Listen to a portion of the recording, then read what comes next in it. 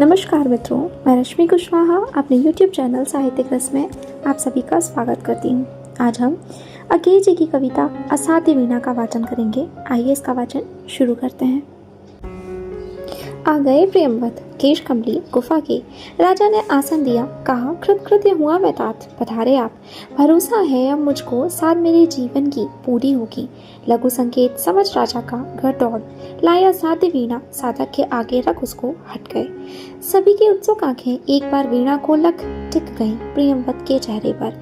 यह वीणा उत्तराखंड के गिरी प्रांतर से घने वनों में जहाँ तपस्या करते हैं व्रतचारी, बहुत समय पहले आई थी।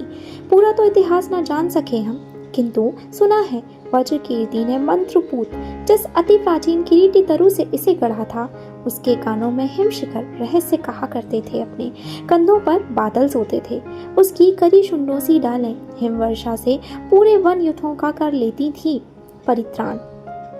कोटर में भालू बसते थे कि हरि उसके वलकल से कंधे खुजलाने आते थे। और सुना है जड़ उसकी जा पहुंची थी पाताल लोक, उसकी ग्रंथ प्रवण शीतलता से फण टिका नाग वासुकी सोता था। उसी किरीटी तरु से वज्र कीर्ति ने सारा जीवन इसे गढ़ा। हठ साधना यही थी उस साधक की, वीणा पूरी हुई साथ साधना साथ ही जीवन लीला। राजा रुके, सांस लंबी लेकर फिर बोले, मेरे हार गए सब जाने माने कलावंत, सबकी विद्या हो गई अकारत। दर्प चूर कोई ज्ञानी गुणी आज तक इसे न साध सका। अब यह असाध्य वीणा ही ख्यात हो गई, पर मेरा अब भी है विश्वास कृच्छित तब वज्र कीर्ति का व्यर्थ नहीं था। वीणा बोलेगी अवश्य, पर तभी इसे जब सच्चा स्वर सिद्ध गोद में लेगा। तात प्रियंवत लो, यह सम्मुख रही तुम्हारी वज्र कीर्ति की वीणा। या मैं या रानी भरी सभा है, सब उद्विग्न पर्युत्सुक जन मात्र प्रतीक्षण मान।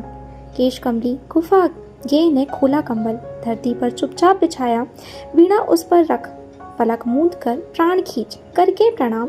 स्पर्श छुअन से छुए तार, धीरे बोला राजन, पर मैं तो कलावंत हूँ नहीं, शिष्य साधक हूँ। जीवन के अनकहे सत्य का साक्षी वज्र कीर्ति प्राचीन किरीटी तरु अभिमंत्रित वीणा।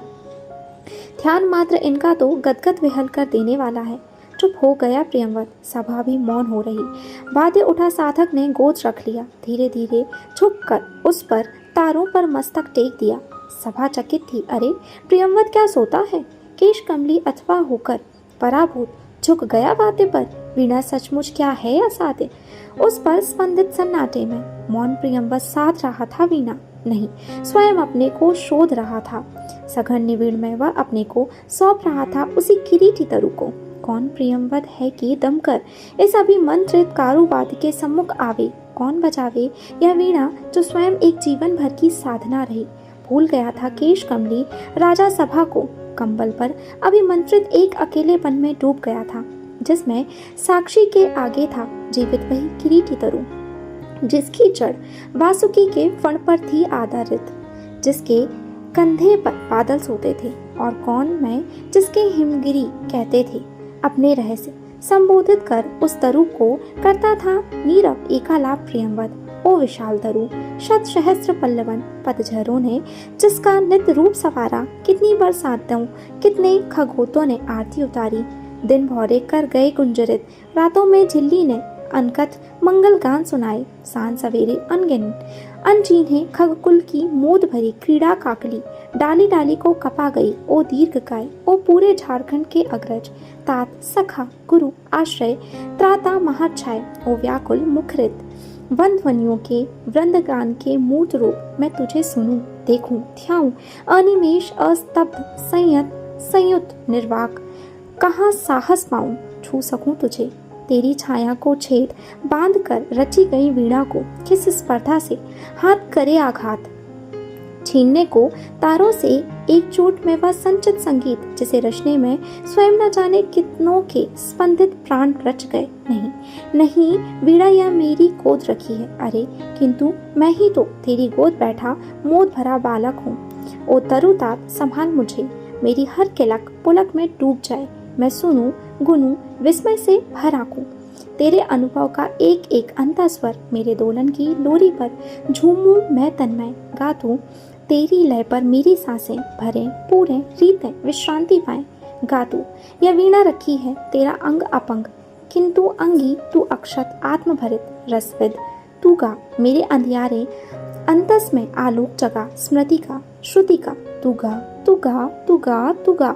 हाँ, मुझे स्मरण है बदली कौंद, पत्तियों पर वर्षा बूंदों की पटपट, घनी रात में महुए का चुपचाप टपकना, चौके खग शावक की चिहुक, शिलाओं को दुलराते वन झरने के द्रुत लहरीले जल का कल नितान, कोहरे में छनकर आती पार्वती गांव के उत्सव ढोलक की थाप, करड़ियों की अनमनी बांसुरी, कटफोड़ों का ठेका, फूल सूंघने की आतुर फुरकन, ओस बूंद की ढरकन इतनी कोमल तरल की झरते झरते मानो हर सिंगार का फूल बन गई।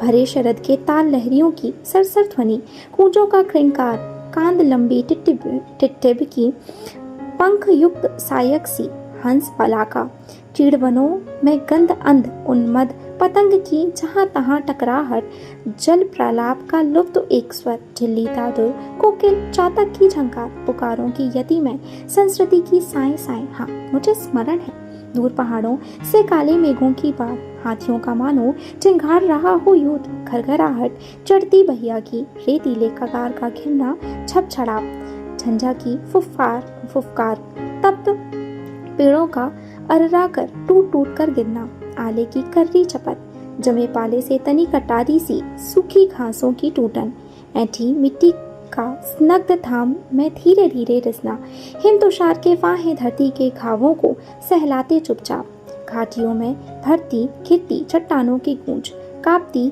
मंद्र गूंज अनुगूंज, सांस खोई सी धीरे धीरे नीरव। मुझे स्मरण है हरी तलहटी में छोटे पेड़ों की ओट ताल पर बंधे समय वन पशुओं की नानाविध आतुर शब्द पुकारें, गर्जन, घुरघुर, चीख, भूख, हुक्का, चिचिहाहट, कमल कुमुद पत्रों पर चोर पैर द्रुत धावित, जलपंछी की चाप, थाप दादुर की चकित छलांगों की, पंथी के घोड़े की टाप अधीर और चंचल धीर थाप भैंसों के भारी खुरकी। मुझे स्मरण है उजट क्षितिज से किरण भोर की पहली जब तकती है ओस बूंद को, उस क्षण की सहसा चौंकी सी सेहरन, और दोपहरी में जब घास फूल अनदेखे खिल जाते हैं, मोमोकियां असंख्य झूमती करती हैं गुंजार, उस लंबे बिल में क्षण का तंद्रालस ठहराव, और सांझ को जब तारों की तरल कपकपी स्पर्शहीन झरती है, मानो नभ में तरल नयन ठिठकी निसंख्य सवत्सा युवती माताओं के आशीर्वाद, उस संधि निमिष की पुलकन लिए मान। मुझे स्मरण है और चित्र प्रत्येक स्तब्ध विजड़ित करता है मुझको, सुनता हूँ मैं पर हर स्वर कंपन लेता है मुझको तुझसे शोक, वायु सा नाद भरा मैं उड़ जाता हूँ। मुझे स्मरण है मुझको मैं भूल गया हूँ, सुनता हूँ मैं पर मैं मुझसे परे शब्द में लिए मान, मैं नहीं मैं कहीं नहीं, ओरे तरु ओ वन ओ स्वर संभार, नादमय संस्कृति